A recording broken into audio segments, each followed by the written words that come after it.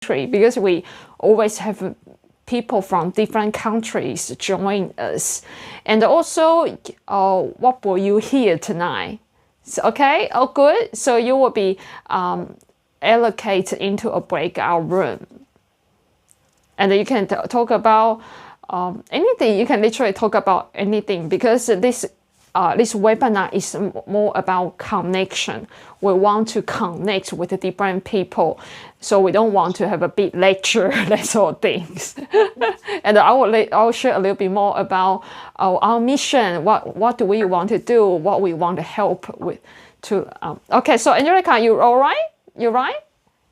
Oh, good. Okay. See you guys 10 minutes later, and you will meet some new people.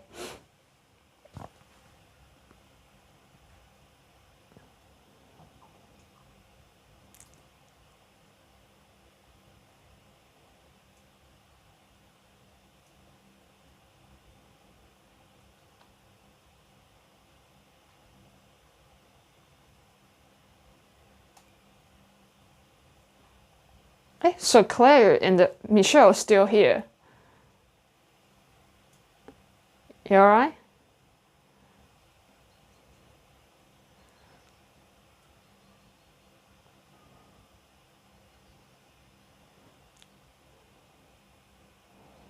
Give us a second, Michelle and Claire.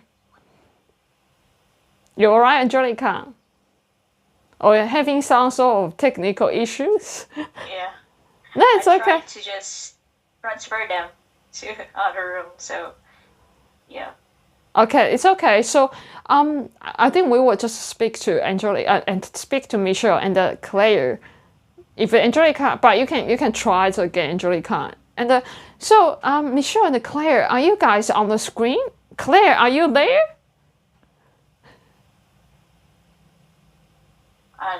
I don't know if Michelle is there, because maybe she's in a comfort room. Oh, I can see her on the screen. Okay. Yeah.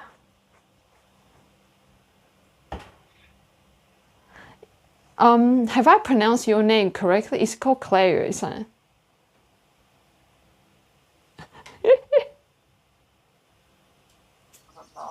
I'm not quite sure what's going on. Yeah, maybe there's a technical issues. Yeah, it's okay. It's okay. Let's see how it goes. Please give me a hoy if you are here. Yeah.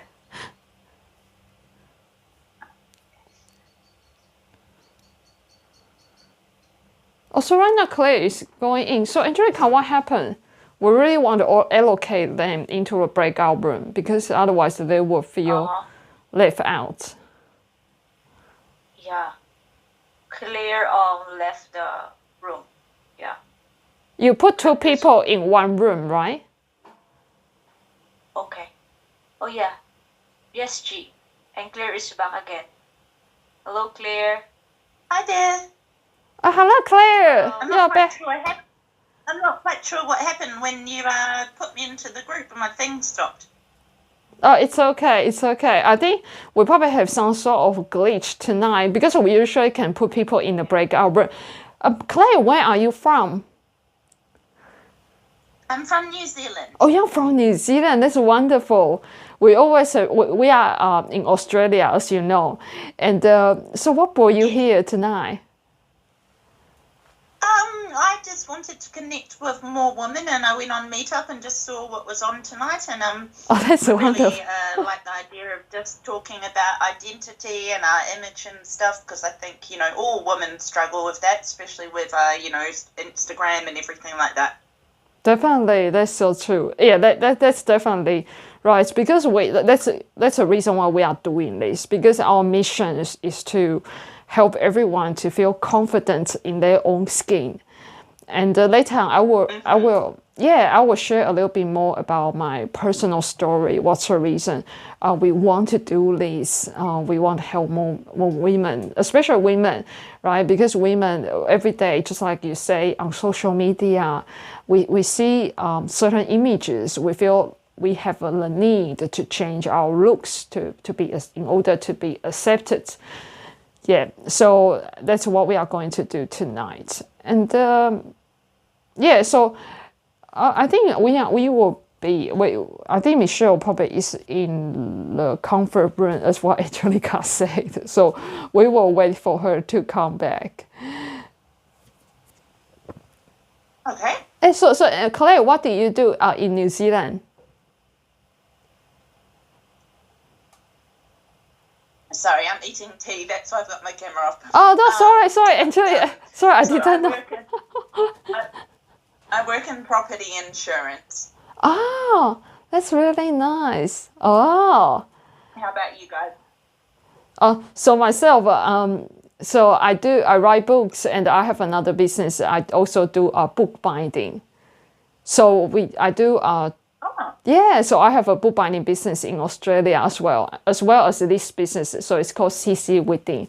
So I write books to help people. Yeah, to help people feel more confident. Oh, wonderful. Yeah, definitely. To help more people to. That's wonderful. We are really happy to do it. Did you study for this? Yes. So what happened is last year. Because I suffer from low self-esteem when I was in Taiwan. I don't know whether have you watched my TEDx talk before? No, I haven't. Sorry, I just saw the meetup this afternoon. Yeah, that's no problem. So last year I did a TEDx talk on body confidence, and the story started from when I was young. I grew up in Taiwan, and in Taiwan I used to be judged for my hair, like, oh, your hair is too curly, or your skin is too tanned, or just I was too tall. Just everything about my appearance was wrong. So since young, I started to hunch over and just didn't know what to do with my appearance, and I didn't feel accepted in my culture. Lost your identity, eh? Yeah, sorry, what did you say? I said kind of lost your identity due to how other people were perceiving you. Definitely. And there are many women in Taiwan still suffering, and in different cultures as well. So after I moved to Australia, which is a long time ago, I realized, okay, people in Australia actually love curly hair. They love big lips, because in my culture, people used to judge my lips look like octopus, like you know the octopus in the cartoon. They have big lips. So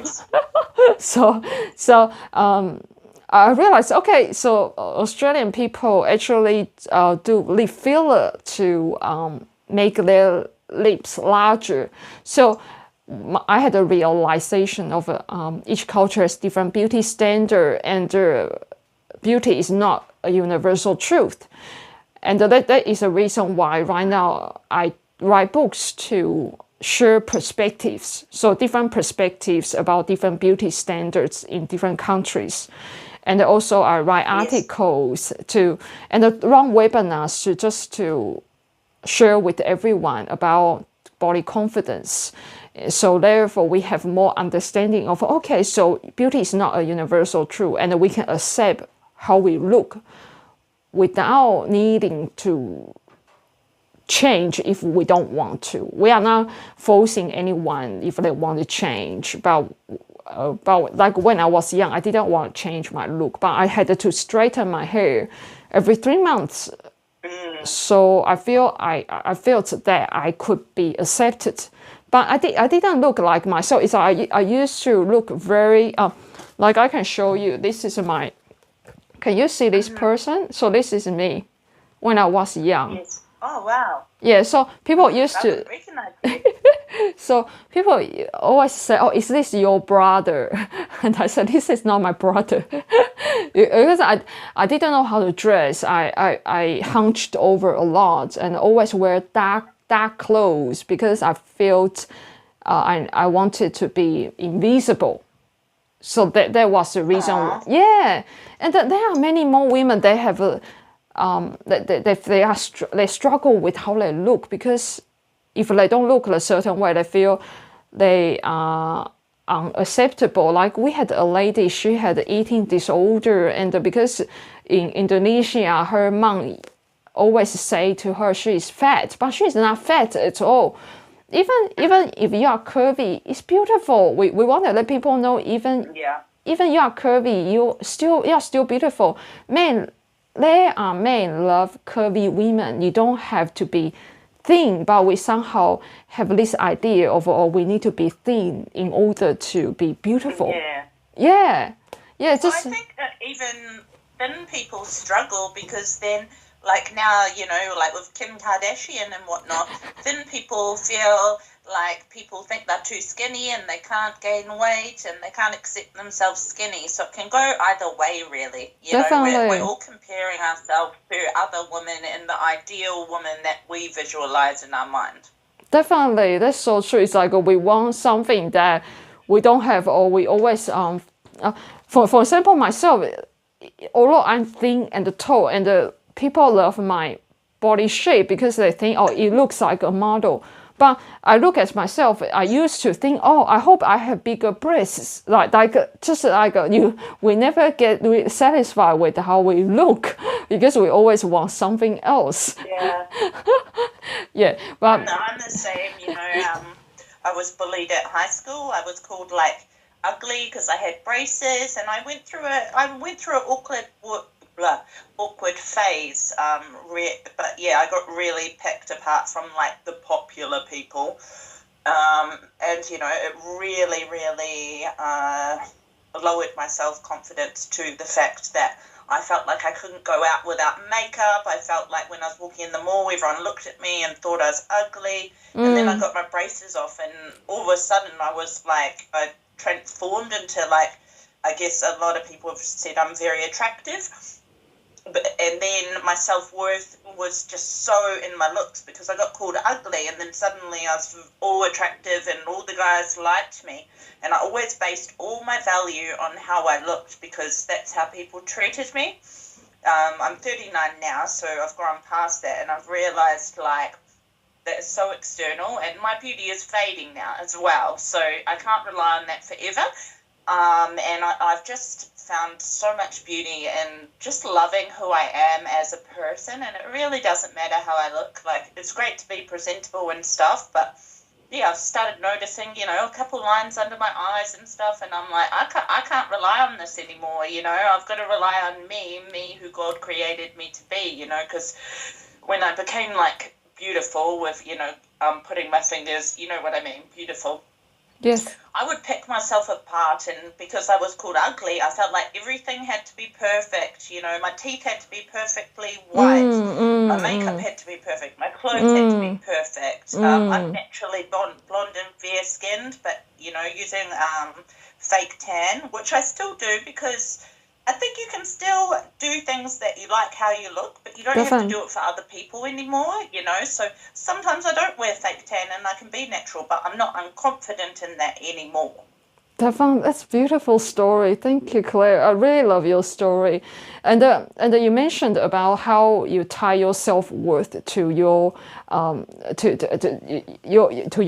appearance. Maybe because of your past experience, and when as you grow older, you start to really care about how you look. Like you want to look maybe the certain way to make sure that you are okay, isn't it? I said, yeah, but I know you are different now, but I just try. So I hope I describe it correctly. Yeah. Yeah. And like now I can go out without makeup. Definitely, that's beautiful. Yes. I feel fine. Like, I might not look like my perfect self when I'm all done up with my makeup and hair and everything, but I can feel like I can go out and feel confident and smile and be friendly and not have to, like, put my head down hoping no one sees me like I used to, and just, hey, I'm me. Accept That's me beautiful. for me. It's all about accepting me for me rather than looking for others' approval. Definitely, that's beautiful. So, Claire, may I ask if you don't mind you don't mind sharing because everyone's coming back? But I just want to quickly ask you, what was the turning point for you, like to change how you think about, or you finally I don't have to be perfect looking according to societal standard? What was a changing I think, point? like, for me, when I was bullied, when I went through my ugly duckling stage with braces and stuff by guys, a lot of my self-worth was tied to men, because I had quite an abusive father as a child, and he's a single parent. My mum left when I was early, so I was looking for love in men, and men, you know, they valued me on my parents. So when I was ugly duckling, I wasn't liked and I couldn't find the love I was looking for that I never got from my father. When I finally got out of that ugly duckling stage and became pretty, I got all the attention and, you know, but I found love in the wrong places, and they didn't love me for me. They loved me as like kind of like a little handbag girlfriend, like because I gym and stuff. I'm like their hot girlfriend at the gym, and I just felt like, I don't know, where did it change?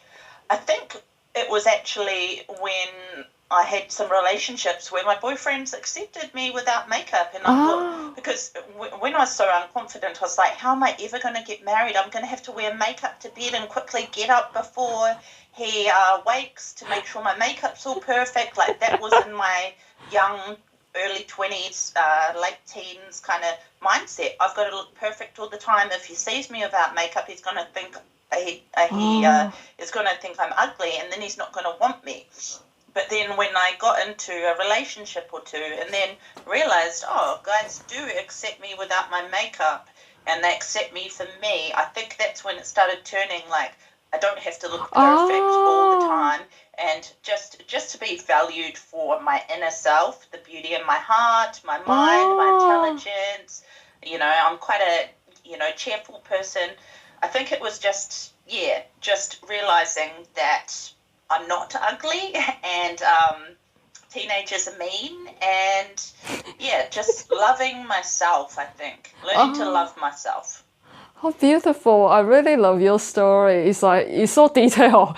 Claire is so detailed, and I love it because you really explain the process of how we can change our mindsets around our beauty and how we see ourselves, especially when we meet a partner who genuinely accept how we look. And I was the same, because after I met my partner, I realized, oh, my partner actually accepts me in every way. It's like I could wear pajama and then he said, oh, you look beautiful. So I feel like it's like, yeah, isn't it?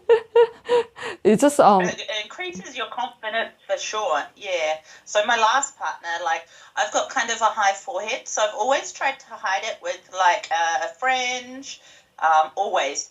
And then when I go to the gym, I'll wear like a cap or whatnot because I'll have my hair all tied up. But he's like, you don't have to wear a cap. You look beautiful without one with your hair up. And, you know, it just gave me a little bit of a confidence booster in small things that I'd pick apart on myself.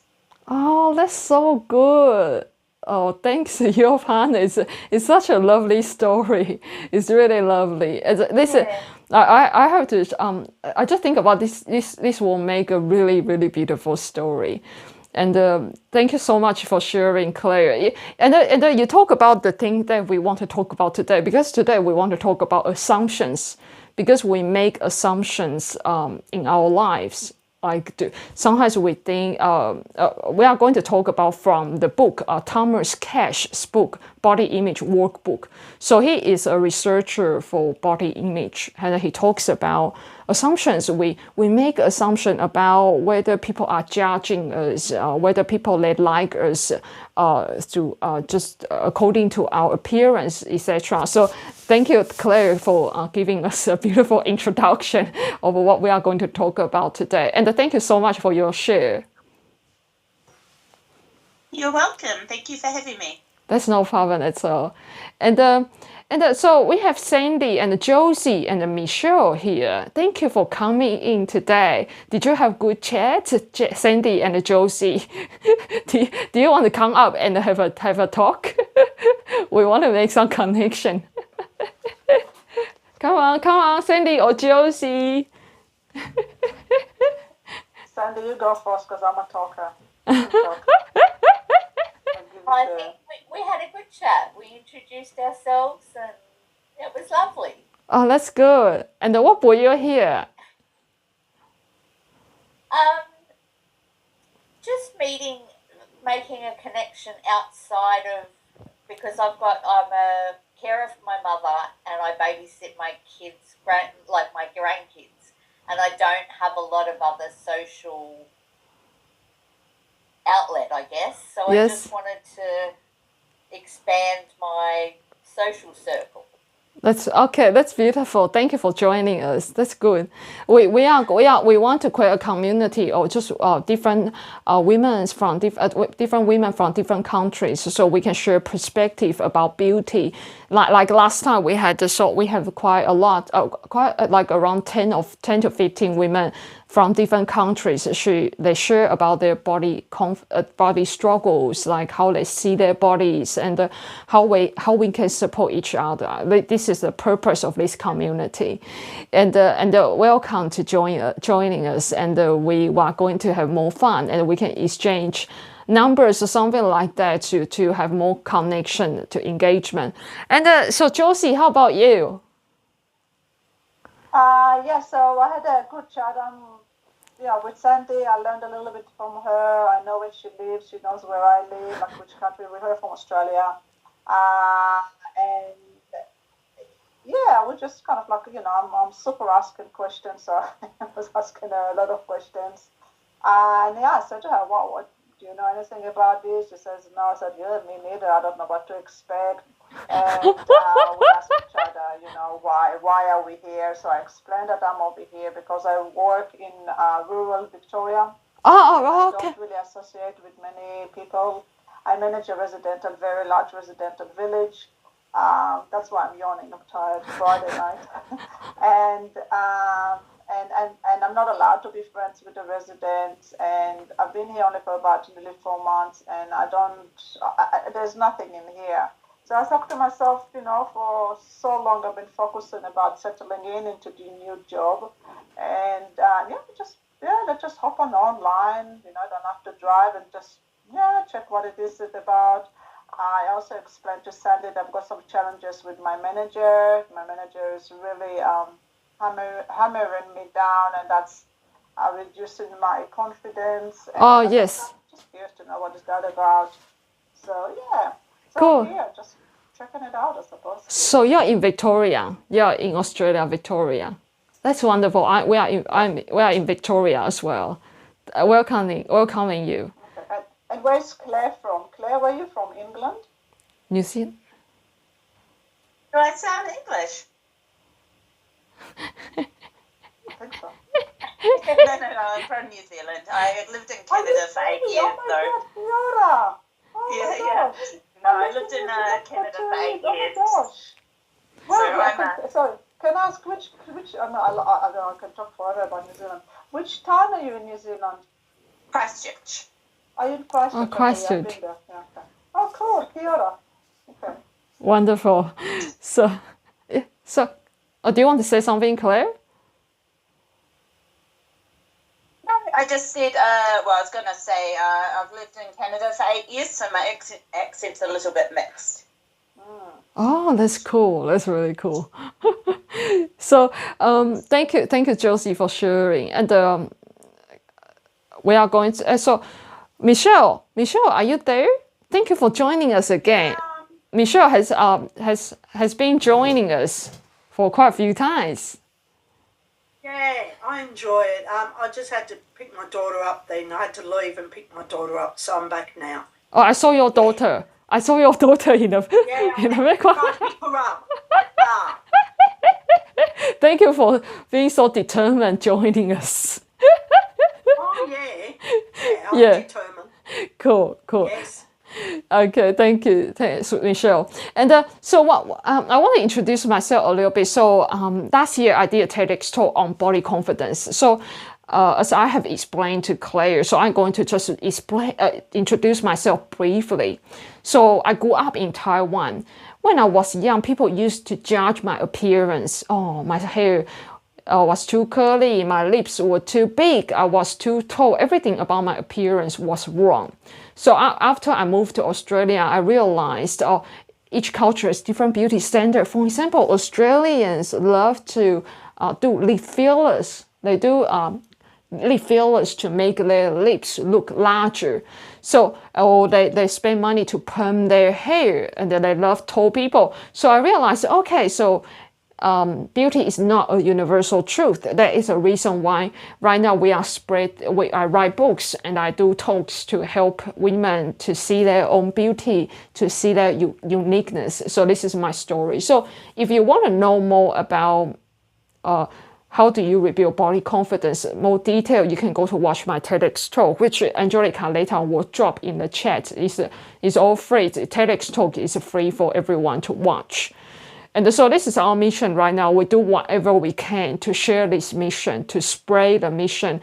We do lots of videos to share this idea, because we have seen so many young girls or even the people in their 60s, 70s, they don't feel confident in their own skin. You know, they feel, oh, maybe I'm just not beautiful enough. And they never see their true value. But we are all valuable, right? And I want to use a logical way to explain why we are beautiful and unique. I won't just lie to you because sometimes people think I'm positive because I just want to be positive, but I love to explain to you why you are unique and beautiful.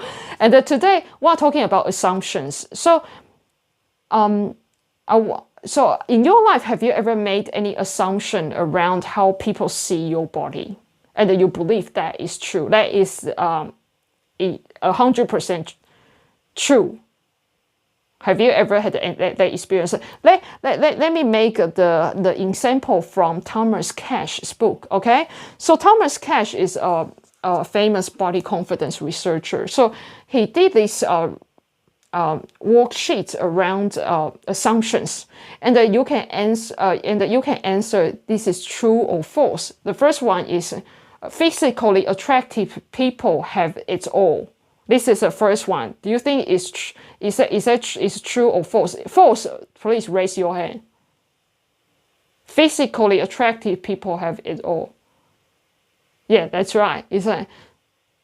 So it's false. It's not right. But have you ever believed in this? Do you ever had this belief? They might have more. Yeah. They might have more acceptance. Which will lead for them for more opportunities in life.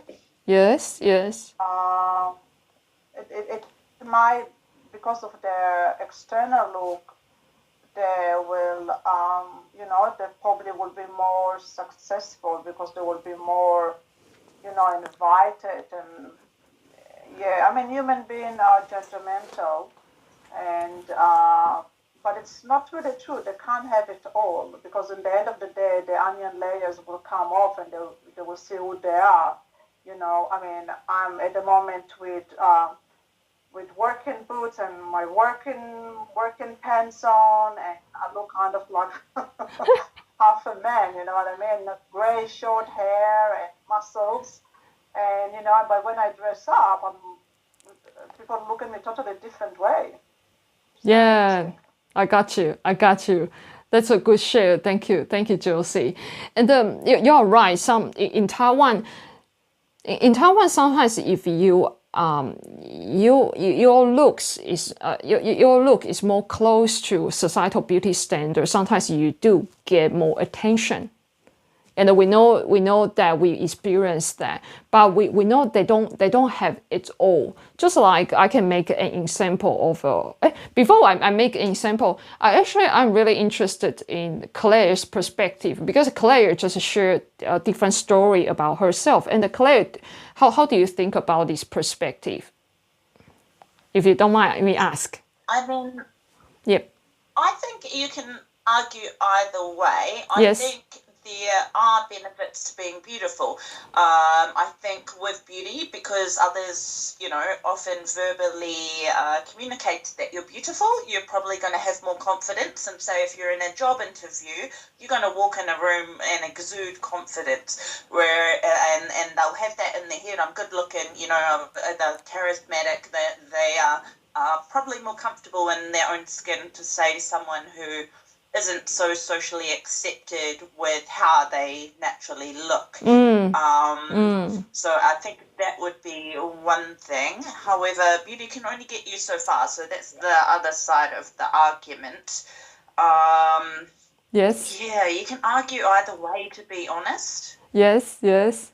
I love that. That's good share. Like a beautiful person, you know, they that might be all they have. You know what I mean? They might not. And I often find, because don't want to sound egotistical, because I have been called beautiful a lot. Yes. Yes. That's they no rely on problem. their looks, but I've hung around very beautiful people, and sometimes they can actually be very unpleasant people to be around. Very, like, the girls can be very up themselves, snobby towards others, rude towards others.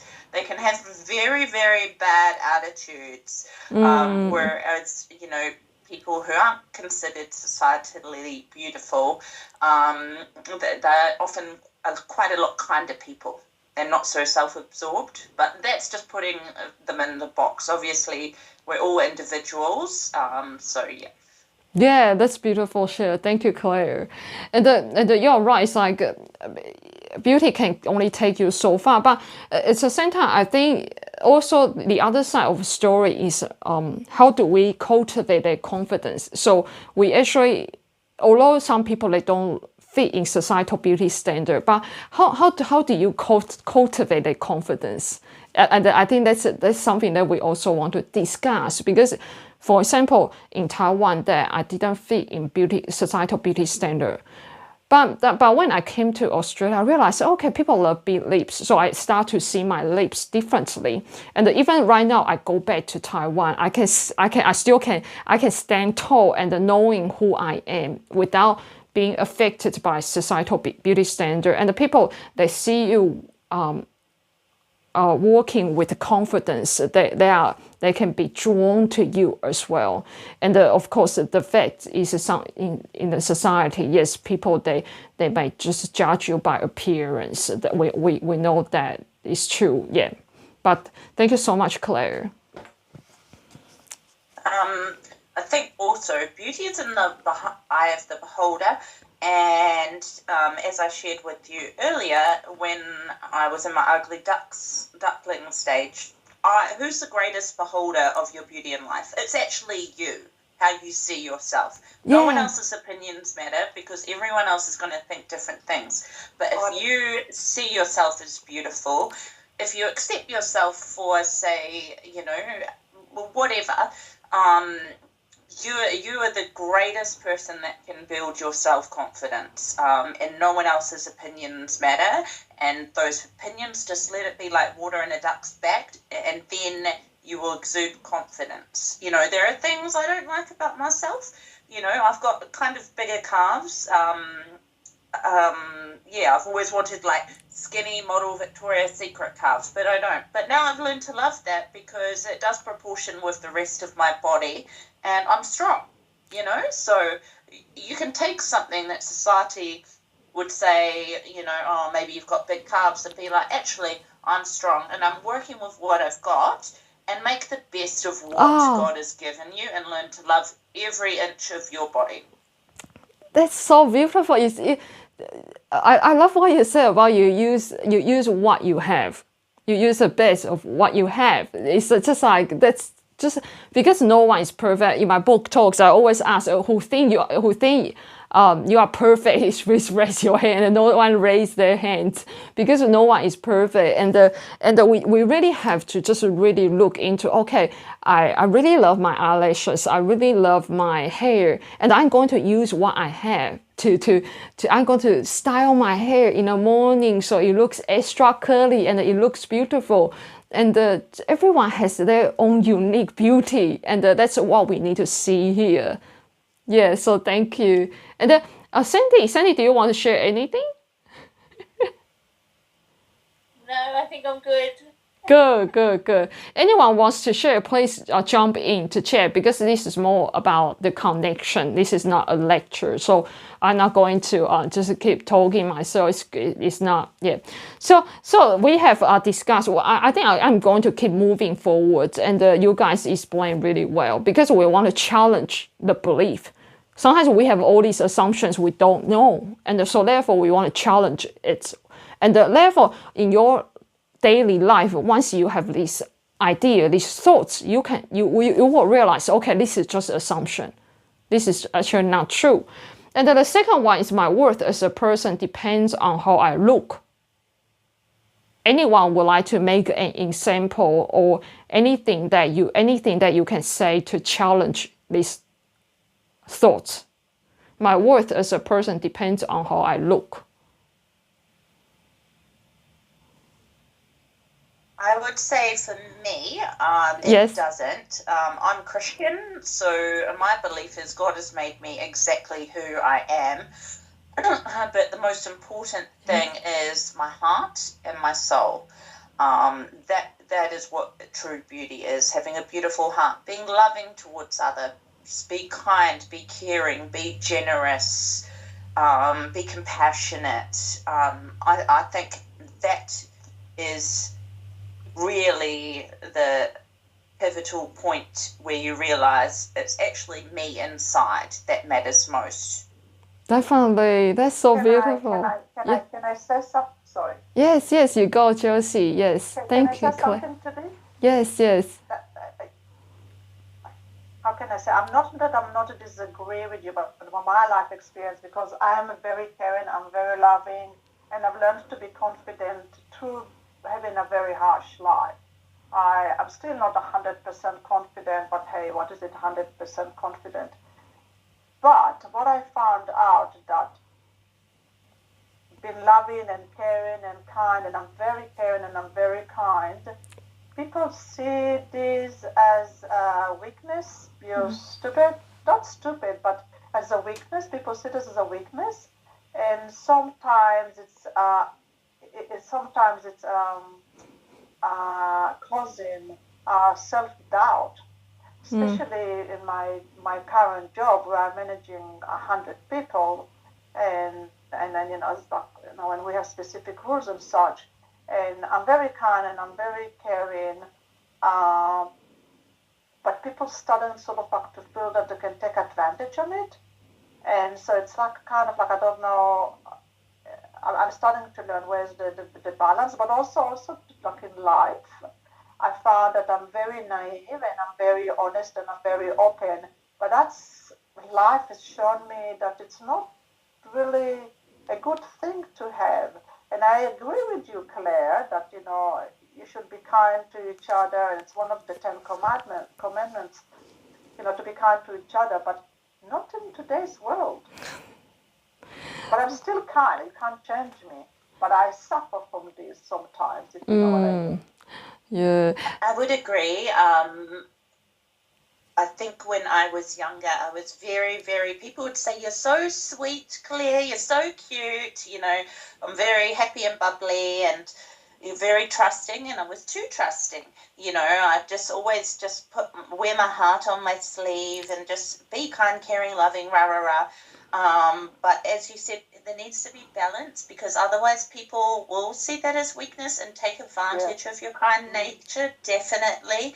And I've learned the hard way from being hurt that you do have to have boundaries in your relationships, and also have wisdom as how vulnerable you should be with others and stuff. You can still be kind and caring and loving, but you can still have, some kind of boundaries and self-protection and whatnot to prevent you being walked all over and hurt due to your nature. Yeah. So I agree with you, but it's very hard to learn in life, because me myself, I've never had a role model, and I'm just kind of like this, and unfortunately through hard life, it's teaching me to have like boundaries. And I'm kind of like a bit not hairy fairy, but kind of like I'm a Mother Teresa, but I can't be anymore because I've been stepped on too much. but people see it as,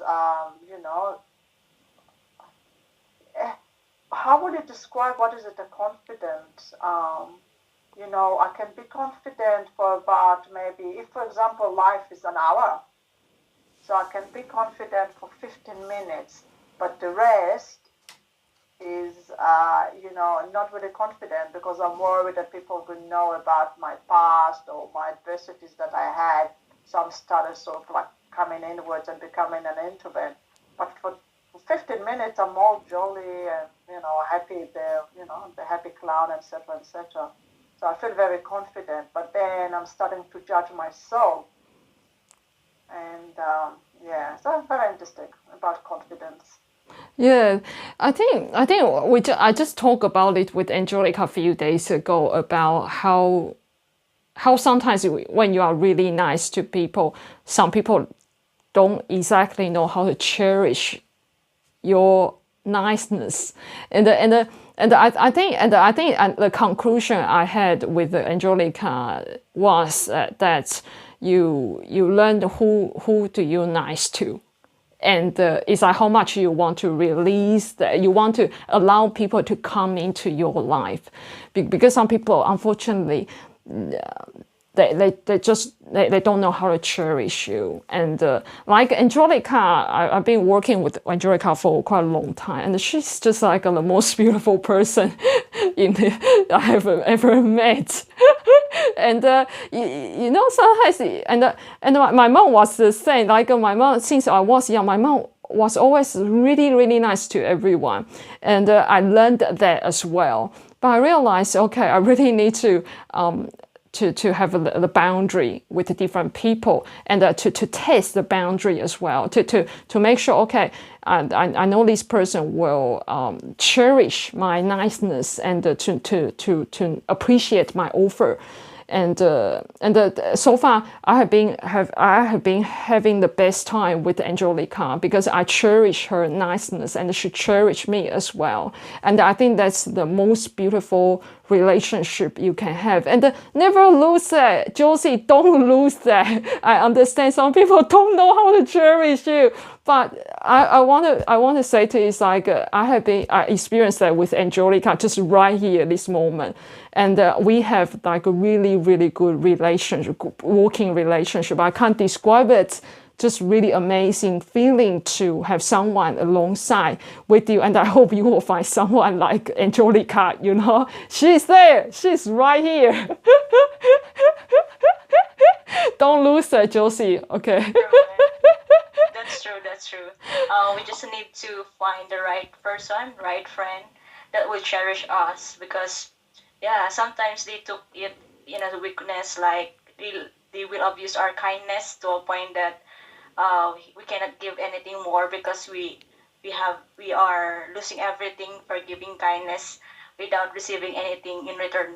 Like, yeah, sometimes we should value ourselves more before valuing others, because how can we give what we don't have, right? So it's self-love, self-care, acceptance. Yes. Yeah. Beautiful. Thank you, Angelica. Okay, so we are going to keep moving forward. It's like I feel like we have a lot to discuss, which is beautiful. And let me have a look. Okay, so the next one, so the second one, my worth as a person depends on how I look. We know this is not true. Our worth doesn't depend on how we look. And also the next one is I should always do whatever I can to look my best. Anyone like to challenge it?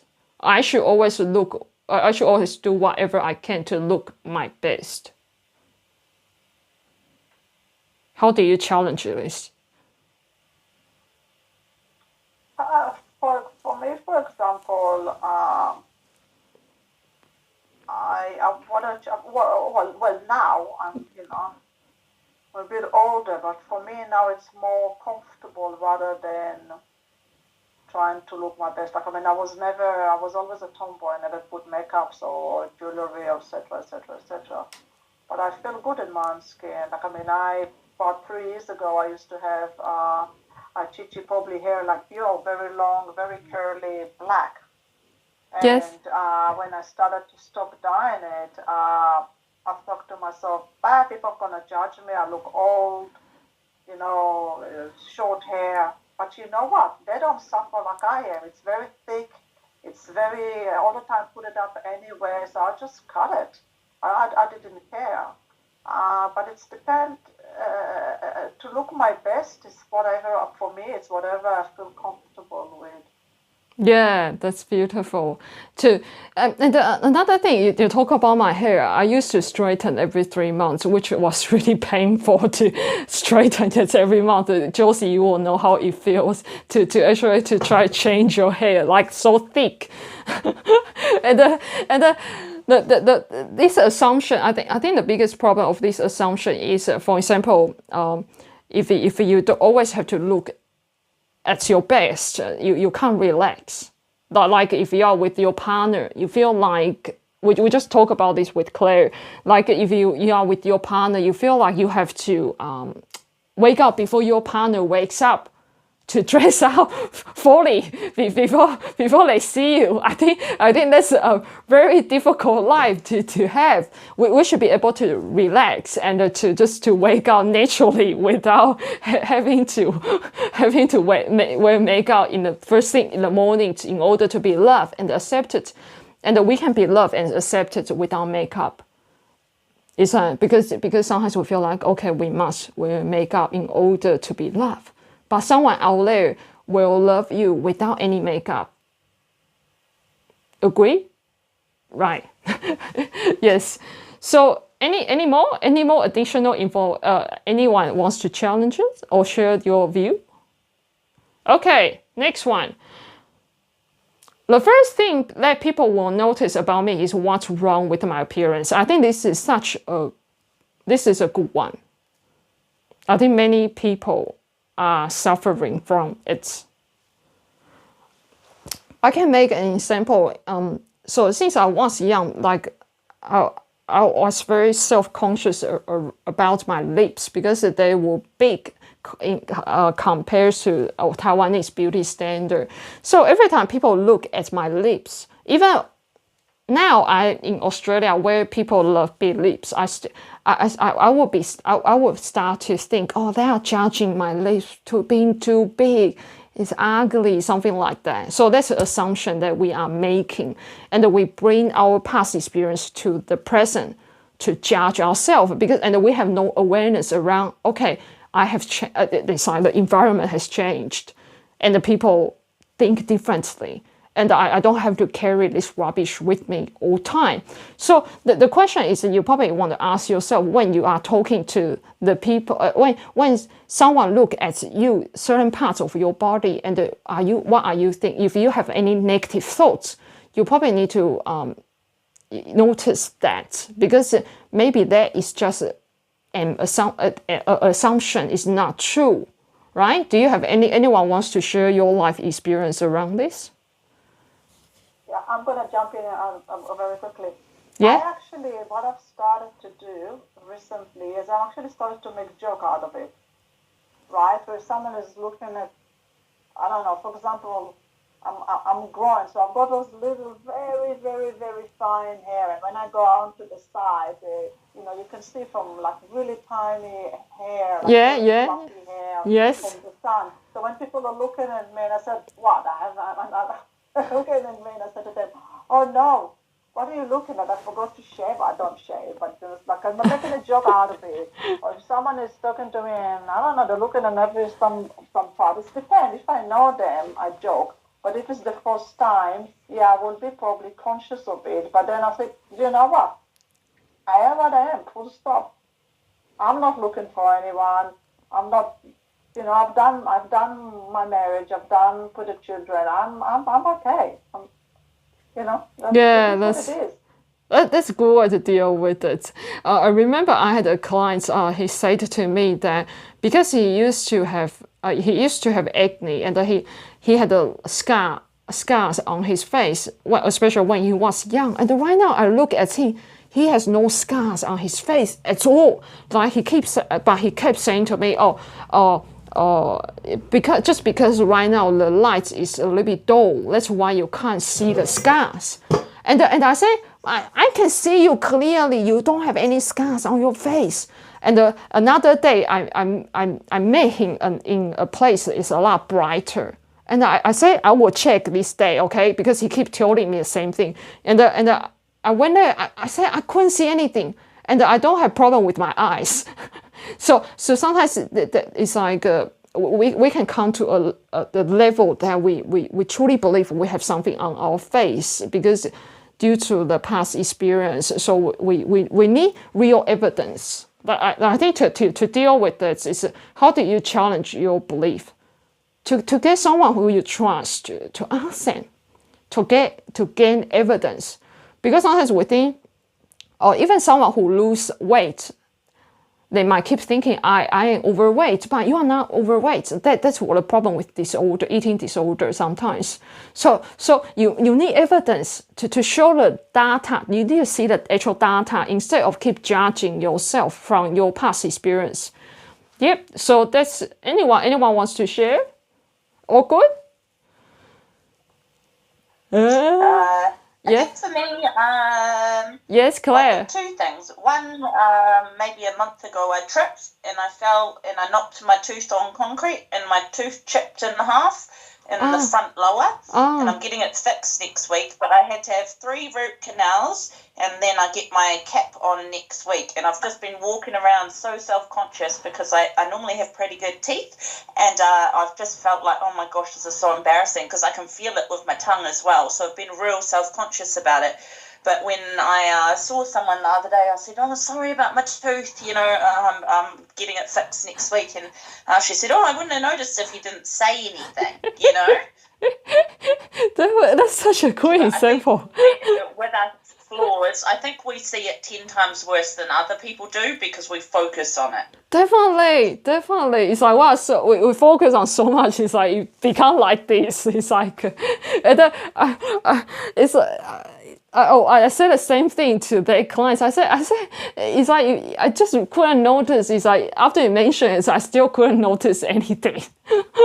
So that's a good thing. It's like you mentioned about someone give you a reminder, they really can't see it. And what's another one, Claire? Sorry to cut you off. So I'm quite a gym goer, and what I've noticed with myself and with other gym people, we are very, very, because I'm a gym buddy, I go 6 days a week, exercise about 2 hours a day or more. Wow. We're very, very fixated on our body. And say for people that do bodybuilders, I'll just use women, for example, in bikini competitions, they get body dysmorphia. Because they get themselves to such a lean state, which they cannot maintain because no one can eat on that diet forever. And then, they'll yo-yo because after the competition, because they've been depriving their bodies so much, they end up binge eating, and then they'll go one weight, the other weight, one weight, the other weight. But bodybuilders and men as well on the other side, they always feel like they're never big enough. No matter how big they get, they've got this body dysmorphia where they're like, oh, I'm still skinny. So gym can be great for health, for your heart, for, having a good body shape, but it can go to extremes where you do get body dysmorphia. Like for me, no matter how lean I get, and some people have been like, Claire, your body is fantastic. No matter how lean I get, I always feel fat, no matter what. Oh, really? Oh, that's so. Yeah. So, Claire, may I ask, what's the reason gym has this sort of effect to people? Is that because everyone looks so fit and they are comparing? Because I'm not a gym person, so I want to know. Yeah. For myself, it's just picking at myself. Oh, my thighs, if I could just get that tiny little bit, on your inner thighs where you have a little bit more fat on the inner, I'm like, and then I guess, yes, it is comparison because I'll compare myself not to other people at the gym because without sounding into myself, sometimes I do have one of the best bodies in the gym, but I'll compare myself to celebrities and models. and then that's the top of the world, you know, and I'm like, I just need to get to that, and, you know, constantly just trying to look better and better and better. And what I've kind of learned is you just got to work with the body that you've got and, you know, do the best you can for it. But yeah, I think fitness can become an obsession, definitely. Yeah, that's such a good insight. That's a very good insight. And yeah, thank you for sharing, Claire. You really have lots of good insights. It's like you allow us to learn a lot from your experience. And so the next one is if people knew how I look, they would probably like me less. And this is a typical one as well. Like, I remember this, especially I had an audience shared with me. She is doing online dating, and the experience around like how she feel when she goes out seeing people. People may not like how she actually look. Anyone has this sort of experience? Like, you're afraid of people will be judging you if they see the real you. Anyone? I think for me in my 20s, Yes. I would date very good-looking guys. You know, I was young and dumb, and, you know, I kind of, you know, looked at guys for their looks at first. You know, I've grown a lot since then. But where was I going with this? What was the question again? So if people knew how I really look, they probably will not like me less. Yes. Yeah. So going with that, yeah. So I dated like very, very good-looking guys, model-looking guys, and I always felt like I had to look perfect because they were so pretty. You know, you have to look perfect for them, otherwise people will think, oh, what's he doing with her? Or, you know, also he wouldn't accept me if he met me without makeup and just looking like me. There's no way, you know. So yeah, that really did affect, you know, I'm not good enough without looking perfect body, perfect dresses, perfect heels, perfect hair, perfect makeup. You know, if I got seen without that with a good looking guy or others seeing, there's no way anyone would accept me. Yeah. So how do I want to sorry, Claire, I lost my thoughts. I'm so sorry. I lost my thoughts. I was wanting to say something and I lost it. So find like this. So we know this one is false. If people they knew how we really look, they probably will like us less. I think people knew how. So, Angelica, do you have any additional information you want to add on to this one? Yeah, when I was single, I also remember that I always think that people and men will criticize and reject me because I am flat chested and I'm too skinny like that. But then when I met my husband, he accepted me as I am, even though I'm flat chested, I'm too skinny and everything. Like, real love really accept who you are. Yeah, yeah. Yeah, I think partner makes all the partner does. I think meeting the right people make all the difference. It really makes all the difference about how we look as ourselves. Again, I think finding someone who truly cares about you will help you see yourself more correctly. And so sorry guys, because today I think I saw Josie's reminder. I realized we're over time. So what we are going to do is we are going to discuss this next time, and I hope to see you to see you again. And I think we will have another individual webinar about assumptions. So this will become a master class, and we will just do 10 assumptions, and we can discuss further, and then we might have a worksheet, something like that. Because today mainly we want to do the connection and the discussion, so it's not like a master class that we have to do a lecture, etc. So hope to see you guys, and if you want to know more about body confidence, you can go on to our social media. that you will be able to find the information, like all the videos, all the free videos, and we have lots of free resources available if you want to improve your body confidence. And I really appreciate you guys coming today.